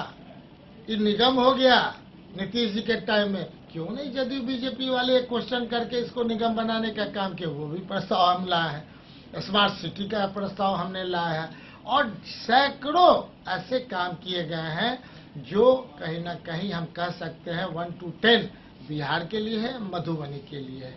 आपके माध्यम से हम आपको बहुत धन्यवाद देते हैं कि समाज के बीच जो आप कोई चीज परोसेंगे उसमें जो सत्यता रहेगी, सत्यता के आधार पे कोई भी विधायक ही प्रूफ करता है। सही और गलत का मूल्यांकन जनता को करना है। साथ ही आपके माध्यम से अपने जनता के नाम से एक अपील करना चाहेंगे, इस 5 साल में जो हमसे कोई गलती हुई है तो उसे माफ करने का प्रयास करेंगे। क्योंकि छोटी मोटी गलती होती है, हम अगर यहाँ हैं तो उनका कहना है कि आप हमसे नहीं मिले, अगर किन्हीं ने बुलाया नहीं तो हम नहीं गए, या इस तरह का छोटा मोटा इस तरह का कोई बात है। हम निश्चित तौर पे अगर हमसे जो गलती हुई है हम माफ़ी मांगते हैं और कहते हैं कि आप उन चीज़ों को छोटी बातों को भूल करके मधुबनी में सबसे पहले 21 ब्लॉक है जिला का, पहला रैका या पहला पंडौल हो, दूसरा रैका हो, वो बनाने का है। पूरे बिहार में मधुबनी जिला को 1 to 5 में लाने का हमारा है। और आने वाला वक्त में जो नगर परिषद से नगर निगम बनाने की बात है, पंडौल को नगर पंचायत बनाने की बात है, ये हमारा अधूरा सपना है। इसलिए हम आपके माध्यम से लोगों को अपील करते हैं कि जो 5 साल में हमने कुछ भी काम किया तो अपने टारगेट का 60% ही काम किया। और आपसे अपील करते हैं जो बचे हुए काम के लिए हमारा आप रिन्यूअल करें, हमें जिताएं, और जिताने के बाद जो बचे हुए काम है 100% पूरा करने का हम प्रयास करेंगे। रिन्यूअल तो निवर्तमान विधायक अपने 5 साल के रिपोर्ट कार्ड को लेकर के मधुबनी विधानसभा के जनता के बीच में हैं। अब देखना यह है कि 7 तारीख को जो मतदान होगा और 10 को माफ कीजिएगा 3 तारीख को जो मतदान होगा और 10 को परिणाम होगा। परिणाम किनके पक्ष में आता है ये देखने वाली बात होगी। फिलहाल मधुबनी के लोगों के लिए जो रिपोर्ट कार्ड है उन्हीं के भरोसे विधायक जी लेकर के चल रहे हैं। अब देखना यह है कि जनता किनके सर पे ये सेहरा बांधती है। हम इस 5 साल का नहीं, पिछले 5 साल का भी हम दे रहे थे, हम इस 5 साल का हम वो MLC का भी दे रहे हैं। वो एक ही सवाल होता है ना, जवाब मिलता है आपको ना नहीं रिकॉर्ड वो साउंड साइलेंट हो जाएगा। पहले इस बार MLC था, MLA 2015 में रिपोर्ट कार्ड बना दिया है। जी। शहर में कई ऐसी जटिल समस्याएं हैं, क्योंकि आप भी पटना से अगर मधुबनी एंट्री करते होंगे तो हमको शायद लगता है कि कोतवाली चौक से आपको बिलेशन बाजार आने में 2 से ढाई घंटा लगता है, जबकि वो 1.5 से 2 मिनट का रास्ता है। जाम और नाले का, क्योंकि नाला आपने 125 करोड़ रुपया का फंडिंग कराया, नाले का निर्माण प्रगति पर, इसमें कहीं कोई दो राय नहीं, लेकिन जाम और शहर के सौंदर्यीकरण और खास करके जो स्वास्थ्य व्यवस्था है वो बदहाल है। आप मान के चले कि जो बातें आप कह रहे हैं वही हमने कहा। 100 बेडेड हॉस्पिटल का पैसा यहाँ आ चुका है जो आपके सामने बनेगा। हम सत्ता में केवल 1 साल रहे हैं, उसी समय कराए थे। क्रियान्वयन करने वाले जदयू बीजेपी के सरकार, वो नहीं चाहते थे कि आरजेडी का MLA को ये लाभ मिले, इसलिए हर एक कामों में अगर बाधा पहुंचाए हैं तो बीजेपी जदयू वाले किस मुंह से वोट मांगने जा रहे हैं। हमने तो अलॉटमेंट करा दिया, हमने तो डेवलपमेंट की बात की, हॉस्पिटल का जो पानी का रखरखाव, पानी का जो दुर्दशा है उसकी भी नाक निकालने की व्यवस्था कर दी है कि पंप कर करके पानी निकलेगा, नीचे से पानी निकाल करके उसको हम नाले में प्रवाह करेंगे। तो वहां तक का हमारा बना हुआ है। और जो आप शहर की बात कर रहे हैं उसमें भी पूरे जिला 40 लाख की आबादी है, उससे ऊपर, लेकिन एक भी नगर में कोई ऐसा ट्रैफिक थाना नहीं है, जिले में एक भी ट्रैफिक थाना नहीं है। उसके लिए भी सरकार से डिमांड हुआ, एश्योरेंस मिला, लेकिन कहीं थाना दिख नहीं रहा। हमने 2 थाने को बांट करके कहा था, सकड़ी और पंडौल को दूर होने के चलते एक सरसोपाही में ओपी, एक भगवतीपुर में ओपी हमारा सैंक्शन होके पड़ा हुआ है, लेकिन सरकार अनाउंसमेंट नहीं कर रही है। आप हमारे रिन्यूअल करेंगे तभी ना हम इन कामों को करा पाएंगे। वैसे पाइपलाइन में हमने कर दिया है। विधानसभा का जो है वो सारा चीज आपको हम मटेरियल सबमिट कर देते हैं, उसके आधार पर देखेंगे कब हमने विधानसभा में प्रश्न उठाया था और कब ये इम्प्लीमेंट हुआ, वो हम प्रूफ कर देंगे। मधुबनी शहर के लिए, शहर के विकास और उसके खूबसूरती के लिए आपके पास क्या प्लान है? क्योंकि यहाँ एक पार्क भी नहीं, अगर पार्क है तो वो कचरे का ढेर बना हुआ है। पूरे शहर का जो नगर परिषद के जो कर्मचारी है वहाँ कचरा डालते हैं। एक पार्क है जिसे हमेशा बंद रखा जा रहा है, जिससे लोगों को भी दिक्कत होती है। आने वाला समय में एक पार्क का पैसा यहाँ पड़ा हुआ है, 1 करोड़ 80 लाख रुपया यहाँ पड़ा हुआ है, बुडको के पास है। लेकिन हमने आपसे कहा न पार्क, और 2 पोखरा, एक नगर परिषद का पोखरा, दूसरा सूर्य स्कूल का तालाब, वो ऑलरेडी हम लोग फॉरेस्ट डिपार्टमेंट ने रिक्वेस्ट किया था कि आप हमें NOC दे दें। 2 करोड़ 4 करोड़ 5 करोड़ लगाना होगा तो फॉरेस्ट डिपार्टमेंट लगाएगी। उसके लिए भी ये लोग NOC नहीं दिए हैं, जबकि अलॉटमेंट वो कर चुके हैं फॉरेस्ट डिपार्टमेंट। लेकिन बाधा जो है हमने आपको बताया, हमारे रिन्यूअल होने के बाद निश्चित तौर पे 2 पार्क का निर्माण होगा और एडिशनल भी एक पार्क बनेगा जो बच्चों का है, जो आप देखते हैं कि हमारे काली मंदिर के बगल में है, उसका भी निर्माण हो जाएगा। अगर आप इस बार चुनाव जीते तो आगे की क्या रणनीति होगी आपकी शहर के विकास के लिए? हमने इस बुकलेट में स्पष्ट लिख दिया है और साथ ही अपने लोगों से हम आग्रह करेंगे कि इसके अलावा आपके पास कोई सजेशन हो तो लिख करके दें, हम उसको इम्प्लीमेंट कराने का प्रयास करेंगे। चूंकि मधुबनी को हमने कहा कि 1 to 10 में लाने का हमारा सपना है, तो नेचुरल है उस सपने को साकार करने के लिए जनता अगर हमारे साथ है तो वो दिन दूर नहीं कि जनता इसी 5 साल में इन चीजों को देख लेगी जो आपका प्रश्न है, और जब देख लेगी। Bureau report, Madhubani. मधुबनी से भारतीय जनता पार्टी के बागी उम्मीदवार पूर्व विधायक रामदेव महतो के साथ विधानसभा चुनाव को लेकर द न्यूज के संवाददाता ने खास बातचीत की है। भाजपा नेता रामदेव महतो ने मधुबनी विधानसभा क्षेत्र से नामांकन दाखिल किया है। नमस्कार, डे न्यूज में आप सभी दर्शकों का स्वागत है। मैं हूं अफलाक सिद्दीकी और आज हमारे साथ बात करने के लिए मौजूद हैं 3 बार से लगातार भाजपा का मधुबनी 36 विधानसभा में परचम लहराने वाले रामदेव महतो। बहुत लंबे संघर्ष के बाद इन्होंने 2000 में पहली चुनाव दर्ज की और 2000 ईस्वी से लेकर 2015 तक लगातार भाजपा का मधुबनी में नेतृत्व किया। लेकिन इस बार पार्टी विकासशील इंसान पार्टी वीआईपी से जो भाजपा समर्थित उम्मीदवार हैं वो मौजूदा एमएलसी सुमन कुमार महासेठ को टिकट दिए जाने के बाद पूर्व विधायक रामदेव महतो ने अपना नामांकन पर्चा दाखिल किया है। हम जानेंगे रामदेव महतो जी से कि उनके अपने कार्यकाल में इन्होंने क्या किया और अभी जो ये मौजूदा हालात में जो नामांकन किए हैं इसमें इनकी अगली कार्य योजना क्या होगी। बहुत बहुत स्वागत है विधायक जी आपका। मैं अपने कार्यकाल में क्षेत्र में बहुत विकास किया। अब गिनाने को लगूं तो बहुत होगा, लेकिन बहुत विकास किया। रोड तो हमारे क्षेत्र में अभी भी लगता है जो रोड का जाल बिछ गया, रोड का जाल बिछा हुआ है।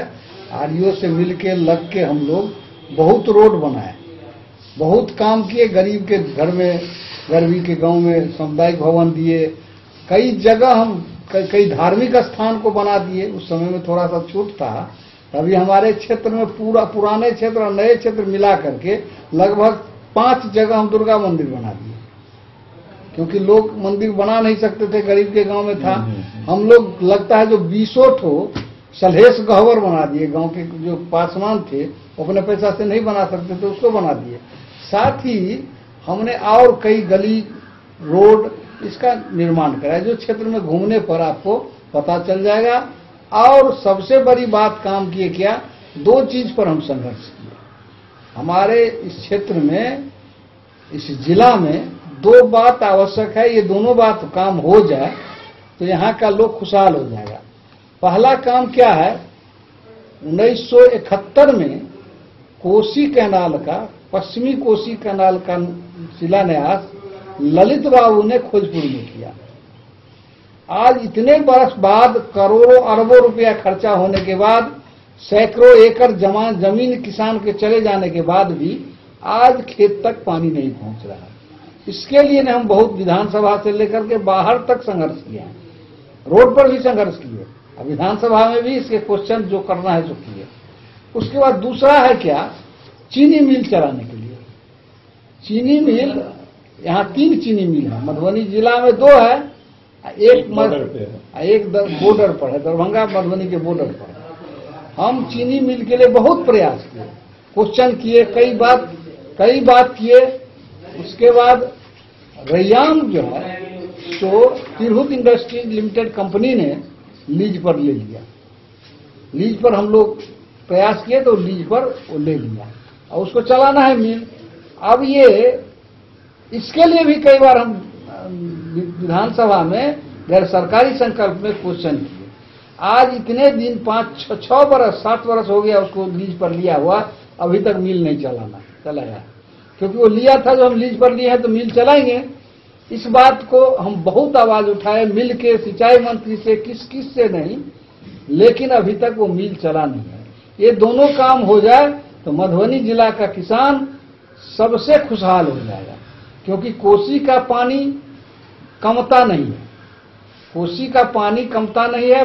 बिहार अपने मधुबनी जिला में सबसे अधिक धान उपज का कटोरा कहा जाता है, लेकिन आज पानी के अभाव में धान नहीं हो रहा है।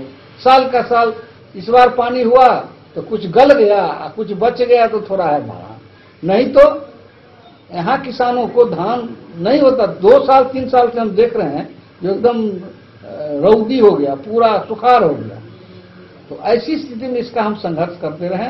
हम एक किसान का बेटा है, इसीलिए किसान के दर्द को हम दिल से समझते हैं, संघर्ष करते हैं। जितना हमारी ताकत है, जितना हमारे पास सामर्थ्य है, उससे हम बराबर करते रहे हैं और हम निर्दलीय खड़ा हुए हैं। यदि हम जीत गए तब तो और अधिक जोर से, नहीं भी जीते तो भी हम इस किसान के इस मुद्दा के लिए संघर्ष करते रहेंगे।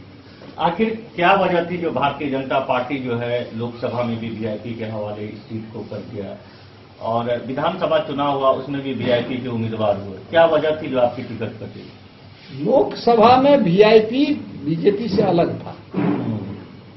लोकसभा में वीआईपी बीजेपी के साथ नहीं था, बीजेपी से अलग था। लोकसभा में जो प्रत्याशी अभी विधानसभा में खड़े हुए हैं वीआईपी के, वही प्रत्याशी ने पैसा लेके गया, इससे बेसी पैसा देने वाले दूसरा हो गया, उसको टिकट दे दिया। इसीलिए लोकसभा में बद्रीपुर में कैंडिडेट हो गए, विधानसभा में हमको टिकट दे दिया गया। हमको टिकट पार्टी नहीं दिया सो बात नहीं है, पार्टी ने हमको टिकट दे दिया और कह दिया, एक बार नहीं 3 बार कहा जाइए आप नॉमिनेशन करिए, नॉमिनेशन की तैयारी करिए। इसीलिए हम 14 तारीख को नामांकन की तिथि समय सब तय कर दिया, हमने अति कर लिया। लेकिन अंतिम क्षण में यदि वीआईपी आ गया, पहले तो वीआईपी आरजेडी के साथ था, उसमें झंझट करके आ गया एनडीए के अलायंस में। एनडीए के अलायंस में ये साजिश थी, जो आदमी ने लोकसभा में ये काम किया वही आदमी ने वीआईपी में डलवा के और वीआईपी से टिकट लेके हमारा टिकट काट। हम नेतृत्व को यह भी कहे, यदि आप वीआईपी को दे रहे हैं तो वही सिंबल हमको देके दे, हमको लड़ा दीजिए। लेकिन पैसा तो हमको 2 करोड़ रुपया कहां से, 1 करोड़ घराड़ियों बेच लेंगे तो हमको 1 करोड़ नहीं पूरेगा। इसलिए हमको पैसा नहीं था, हम टिकट नहीं ले सके और पैसा बल, धन बल यह हमारे चुनाव पर प्रभावी हो गया। आज कल क्या हुआ है, केवटी में हरिपुरवे के टिकट देने के बाद हरी सहनी को टिकट दे दिया। टिकट लेके आए तो दरभंगा में बड़ा भारी जुलूस निकला, ढोल ताशा बजा। वो टिकट लेके आए, नॉमिनेशन की तैयारी कर रहे थे, लेकिन कल क्या हुआ तो वो सीट उसके हाथ से छीन के गरीब मलाह का बेटा उसका टिकट छीन लिया और एक धन्ना सेठ के कौन सा है उसको टिकट दे दिया। इसलिए ये बात जो है ये पार्टी ने बहुत गलत किया है। आज राजनीति में पैसा, धनबल का प्रभाव बढ़ता जा रहा है, विचारधारा गौण होता जा रहा है। हम लोग आजन्म भारतीय जनता पार्टी, इसमें नहीं है, जब से ज्ञान हुआ तब से पूरी तरह से भारतीय जनता पार्टी या भारतीय जनता पार्टी से विचार से जुड़े रहे। लेकिन अभी के समय में जो राजनीति शुरू हो गया है, सिर्फ पैसा का राजनीति चल रहा है और यह पैसे के राजनीति का एक जगह नहीं है, पूरे बिहार में खेल है। इस खेल से भारतीय जनता पार्टी को, हमको लगता है तो भारी लॉस होगा, भारी घाटा होगा और इसका परिणाम पार्टी भुगतेगी। हम निर्दलीय उम्मीदवार के रूप में लड़ रहे हैं और आप सब लोगों को विश्वास दिलाते हैं कि हम लड़ेंगे, हटेंगे नहीं। काफी लंबे समय से आप भारतीय जनता पार्टी में रहे, जैसा आपने भी कहा कि आप आजीवन रहे, लेकिन आज एनडीए प्रत्याशी के खिलाफ हैं आप मैदान में। क्या पार्टी आला कमान आप पर कार्रवाई भी कर सकती है, जैसा कि बिहार में रामेश्वर चौरसिया जी सहित जो बड़े भारतीय जनता पार्टी के लीडर थे उनके अनुशासन की कार्रवाई हुई है, आप पे भी हो सकती है? ये तो ये स्वतः होगा, ये हम जानते हैं, नहीं जानते हैं हम, क्योंकि आज पार्टी का पॉलिटिक्स करने आए सो नहीं ना है। किसी पार्टी का यदि कोई नेता बगावत करके खड़ा होता है तो उसको अलायंस के दबाव में, अलायंस के कारण, कोनो अलायंस पार्टी में तो उसको निकाला जाता है पार्टी से। ये होता है, ये होता ही है। ये भी यहाँ भी हमारे ऊपर प्रेशर देगा, हम नहीं प्रेशर को मानेंगे तो हमारा पार्टी से निष्कासन हो जाएगा। ये हम जानते हैं, नहीं जानते हैं सो नहीं। अब हमको हमारे जैसे विचारधारा वाले लोगों को, हमारे जैसे आइडियोलॉजिकल आदमी को भारतीय जनता पार्टी में रहने का कोई औचित्य नहीं। मतलब आप भी मान करके चल रहे हैं कि कार्रवाई आपके ऊपर तय है? एकदम झेलेंगे, जान रहे हैं कार्रवाई होगी। ये कार्रवाई होती है, हम आज अनुभव कर रहे हैं। हम तो 50 साल से राजनीति कर रहे हैं और 50 साल में देखे हैं कितने पार्टी को लोग लिख ले, शकील साहब को निकाल दिया पार्टी, फिर ले लिया पार्टी। हमको लेना देना छोड़ दीजिए, लेकिन हम जो है देख रहे हैं पार्टी निकालती है, बड़े बड़े लीडर जब बगावत करते हैं तो उसको निकालते हैं। ये तो सत्य है, ये कोई अति नहीं है। हमको निकालेगा ये हम जानते हैं, हम निकलने के लिए तैयार हैं। लेकिन हमारे जनता, हमारे कार्यकर्ता, एक एक कार्यकर्ता रो रहा है, नींद नहीं हो रही है, एक एक जनता रो रहा है हमारे लिए। आज उसके भावना का हम कदर नहीं करेंगे तो हम सामाजिक जीवन से आउट हो जाएंगे, बाहर हो जाएंगे। इसीलिए उस जनता के भावना, कार्यकर्ता के भावना के कारण हम खड़े हुए हैं, खड़े रहेंगे और जीतेंगे। इसलिए कि रघुबर दास जैसे व्यक्ति को एक सरजुग नायक जैसे व्यक्ति हरा दिया। इसलिए हरा दिया क्योंकि जनता आक्रोशित थी, जनता उसके विरुद्ध हो गया। आज जनता गांव में जाइए, पूछिए। हम एक सवाल करना चाहते हैं, एक सवाल हमारे पास जो नेतृत्व आएगा तो हम कहेंगे जो आप एक काम करिए, सुमन महासेठ जो वीआईपी के कैंडिडेट है उसके वार्ड में चले जाइए और उसके वार्ड में आप वोटर का मुआयना करिए, टेस्ट करिए। यदि वहां उसको लोग वोट देता हो तो हम रिलेक्ट कर अति विथड्रॉल कर। इतना आपको भरोसा है? एकदम भरोसा है। उनके वार्ड में यदि लोग बहुमत कहते जो नहीं, रामदेव जी को नहीं खड़ा होना चाहिए, सुमन महासेठ के साथ है, सबसे बेसी बगावत उनको अपने घर में है। आज उसको पार्टी टिकट दे दिया, पार्टी टिकट दिया, उनको धनबल है, कुछ लोग को मोटरसाइकिल गाड़ी पर चढ़ा के घुमा करके वातावरण बनाएंगे, लेकिन जनता के दिल को नहीं जीत सकते। जनता का दिल, कार्यकर्ता का दिल हमारे साथ है। कार्यकर्ता रो रहा है, जनता रो रही है, इसलिए हम खड़ा हुए हैं उसी जनता के बल पर, उसी कार्यकर्ता के बल पर। आज हम आपको दिखा देंगे मधुबनी का फिर इतिहास अधिक करेगा। एक बार मधुबनी का टिकट राजकुमार महासेठ के काट के दूसरे को दे दिया जनता दल, और टोकरी छोकरी के नाम पर, टोकरी चिन्ह पर वो लड़ गए निर्दलीय और भारी मतों से जीत के दिखा दिया जो क्या 90 में क्या होता है निर्दलीय। यदि पार्टी अन्याय करेगा उसके खिलाफ जनता उठ के बगावत कर देगी।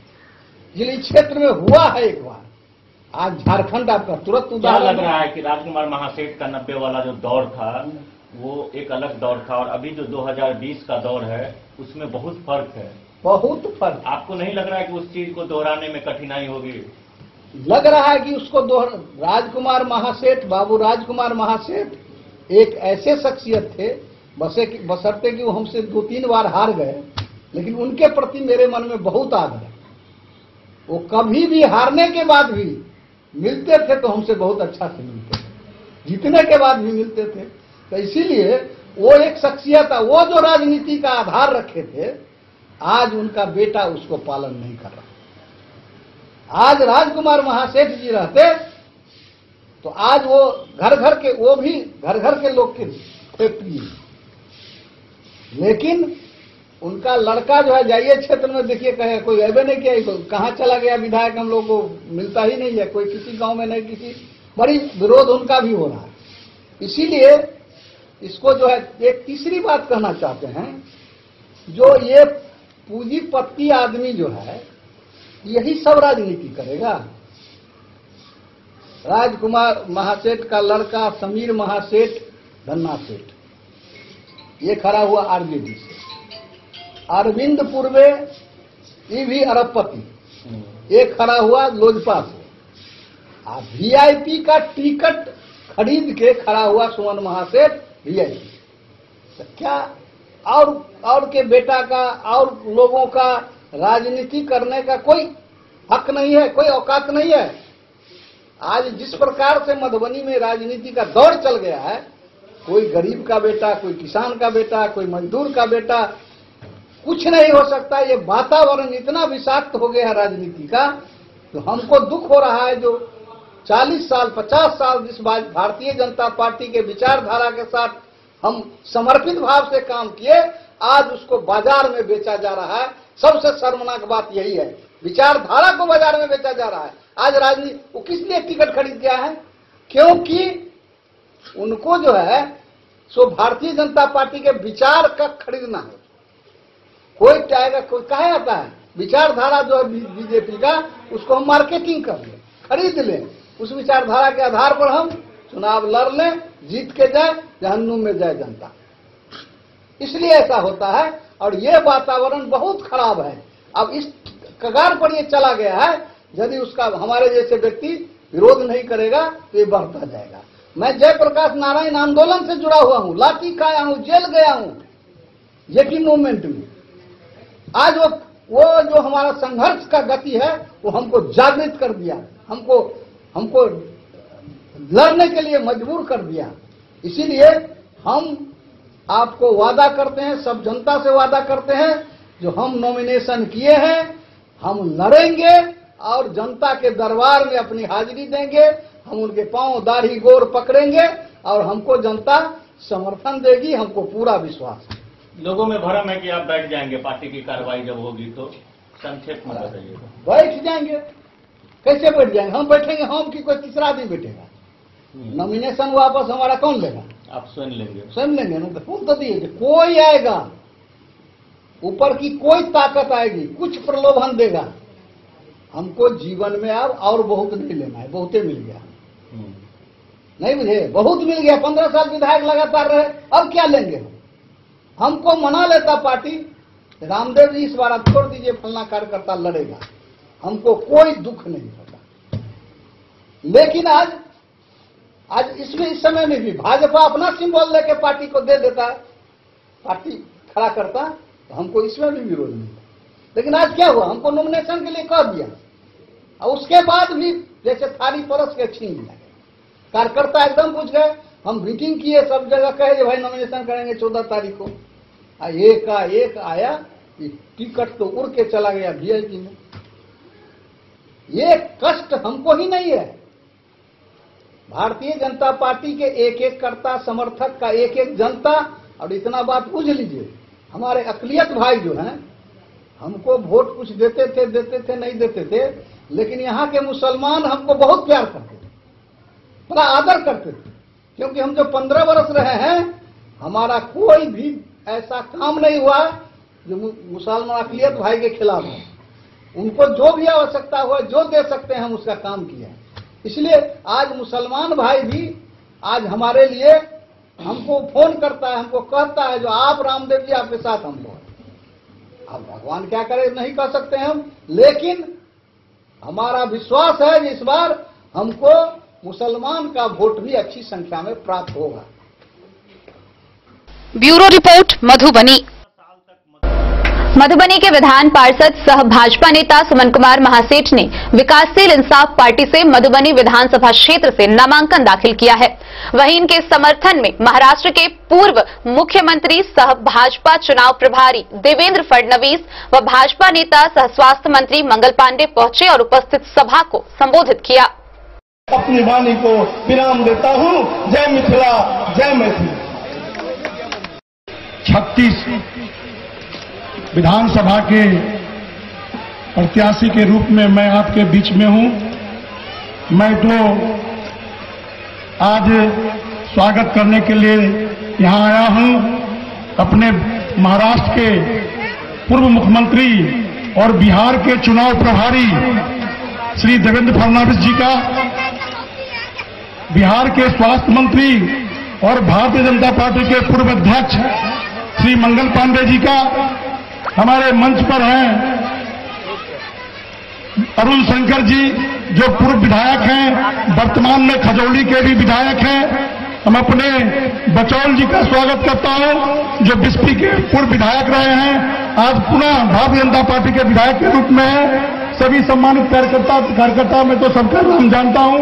जो मंचासीन है हमारे जनमंजय जी हैं जो झंझारपुर के जिला प्रमुख हैं, राजकुमार मिश्र जी हैं जो विधानसभा के प्रभारी हैं, प्रफुल्ल झा जी हैं जो कर्मठ और जिला स्तर के कार्यकर्ता अपने भारतीय जनता पार्टी के हैं, भारत भूषण यादव जी हैं, बिंदे पासवान जी हैं जो यहाँ वीआईपी पार्टी के जिला अध्यक्ष हैं, जुगेश सहनी जी, किरण दीदी जी हैं जो पूर्व में राष्ट्रीय मंत्री। जब मुझे कहा गया कि आपको नाव छाप से लड़ना है, एक बार तो मुझे सदमा सा लगा कि मैं अपना परिवार छोड़कर मैं कहां जाऊंगा, लेकिन बाद में लगा कि मैं उसी परिवार एनडीए परिवार में हूं जिस परिवार में मैं पहले से था। हमारे भारतीय जनता पार्टी के माननीय मंगल पांडे जी हैं, हमारे नेता सुशील मोदी जी हैं, हमारे नेता नित्यानंद राय जी हैं, हमारे नेता देवेंद्र फडणवीस जी हैं।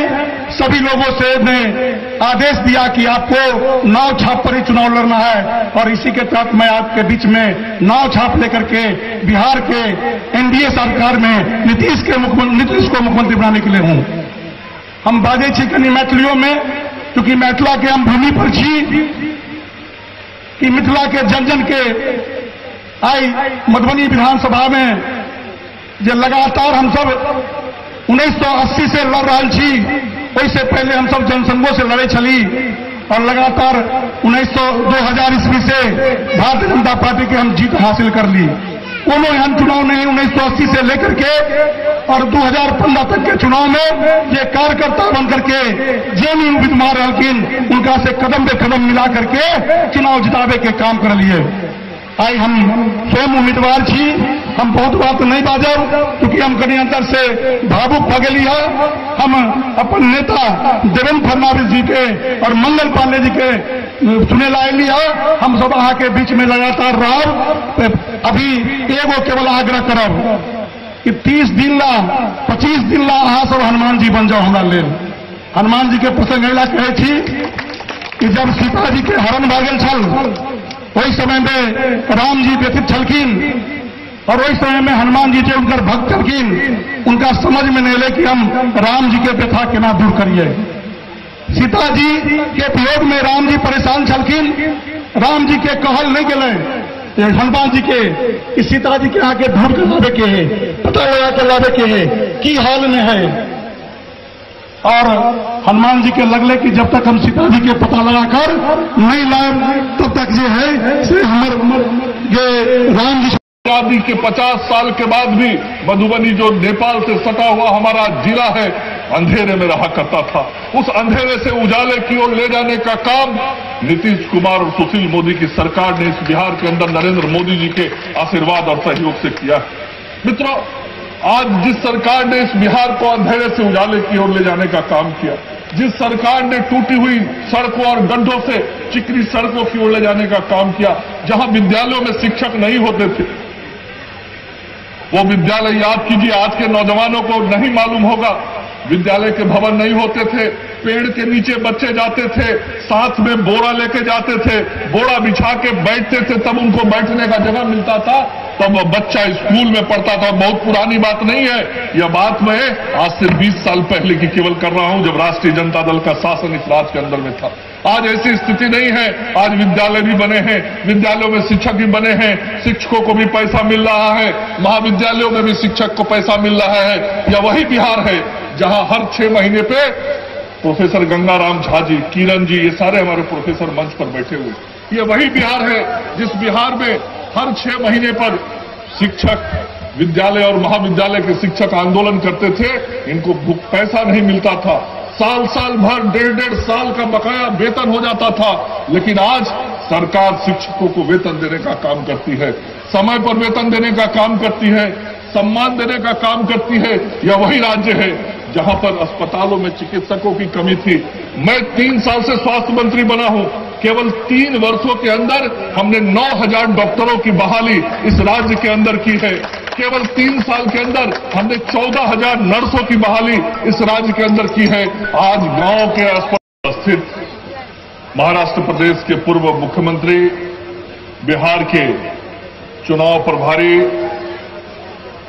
भाई देवेंद्र फडणवीस जी आज के इस नामांकन सभा में उपस्थित, जिनकी नामांकन में हम सब लोग यहां आज आए हैं, एनडीए के प्रत्याशी, वीआईपी पार्टी के प्रत्याशी श्री सुमन कुमार महासेठ जी, पूर्व विधायक श्री अरुण शंकर प्रसाद जी, श्री हरिभूषण ठाकुर बचौल जी, वीआईपी के जिला के अध्यक्ष श्री बेचू सहनी जी, जदयू के जिला के अध्यक्ष मोहम्मद कयूम जी, यहां उपस्थित श्री सुधीर चौधरी जी, सुबोध चौधरी जी, श्री विभूतिनाथ झा जी, राम नरेश जी, धर्मेंद्र, हमारे सभी बड़े बुजुर्गों, नौजवान साथी मित्रों, भाइयों बहनों, सबसे पहले मिथिला के धरती पर हम आयल छी तो मैथिली में अहाँ सबके हम प्रणाम करै छी, गोड़ लागै छी। आज नामांकन हम लोगों के प्रत्याशी श्री सुमन महासेठ जी ने किया। सुमन महासेठ जी आज की तारीख में भारतीय जनता पार्टी के एमएलसी हैं और एनडीए के हमारे वीआईपी पार्टी के प्रत्याशी हैं।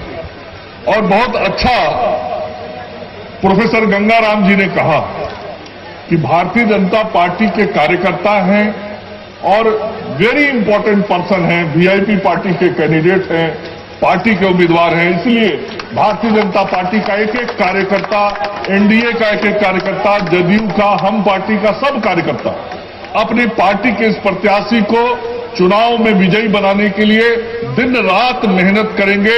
और मुझे पूरा विश्वास और भरोसा है कि इस मधुबनी की धरती पर पिछली बार एनडीए कुछ मतों से पराजित हो गया था, लेकिन यह मधुबनी की धरती एनडीए की धरती रही है।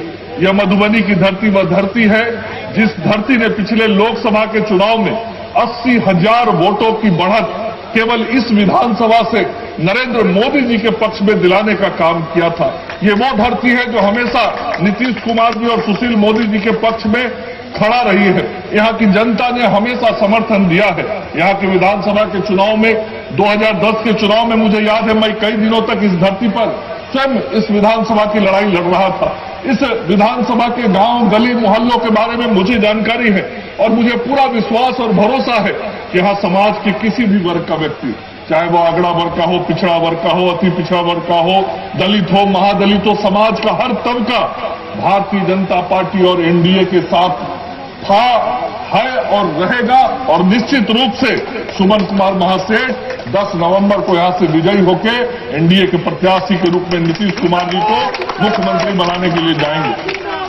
मेरे भाइयों बहनों, आखिर सुमन महासेठ ही क्यों, ये एक प्रश्न है और इस प्रश्न का जवाब बहुत साफ है कि सुमन कुमार महासेठ इसलिए कि सुमन कुमार महासेठ जब मधुबनी की धरती से जीतेंगे तभी श्री नीतीश कुमार जी बिहार के मुख्यमंत्री बनेंगे। और जब श्री नीतीश कुमार जी बिहार के मुख्यमंत्री बनेंगे तब नरेंद्र मोदी जी का हाथ मजबूत होगा। और मधुबनी की जनता, हर व्यक्ति, हर समाज का लोग नरेंद्र मोदी के हाथ को मजबूत करना चाहता है। इसलिए निश्चित रूप से सुमन कुमार महासेठ को जिताने का काम मधुबनी की जनता करेगी। मधुबनी की जनता इसलिए सुमन कुमार महासेठ को जिताने का काम करेगी कि मधुबनी की जनता ने 2005 के पहले के भी बिहार को देखा है और 2005 के बाद के भी बिहार को देखा है। 2005 के पहले का बिहार कैसा था? मोदी जी के नेतृत्व में, नीतीश जी के नेतृत्व में परिवर्तन हुआ, ये हमारे सामने उन्होंने रखा। बहनों और भाइयों, ये जो चुनाव है, ये चुनाव नरेंद्र मोदी जी का भविष्य ठहराने वाला चुनाव नहीं है। ये चुनाव नीतीश जी के भविष्य का फैसला करने वाला चुनाव भी नहीं है। ये चुनाव मंगल जी के भविष्य का फैसला करने वाला चुनाव भी नहीं है। ये चुनाव सुमन महासेठ जी के भविष्य का फैसला करने वाला चुनाव भी नहीं है। ये चुनाव बिहार के युवाओं के जीवन का फैसला करने वाला चुनाव है। बिहार का भविष्य क्या होगा, बिहार के युवाओं का भविष्य क्या होगा, बिहार के महिलाओं का भविष्य क्या होगा, बिहार के गरीब का भविष्य क्या होगा, बिहार के किसान का भविष्य क्या होगा, बिहार के मजदूर का भविष्य क्या होगा, बिहार के पिछड़ों का, अति पिछड़ों का भविष्य क्या होगा, इसका फैसला करने वाला ये चुनाव है। 5 साल हम एक सरकार को चुनकर देते हैं, पर अगर वो सरकार निकम्मी निकले, अगर वो सरकार आत्म केंद्रित निकले, अगर वो सरकार भ्रष्ट निकले, तो 50 साल हमको पीछे जाना पड़ता है। और बिहार में देखा, 15 साल बिहार में लालू जी की सरकार हमने दी।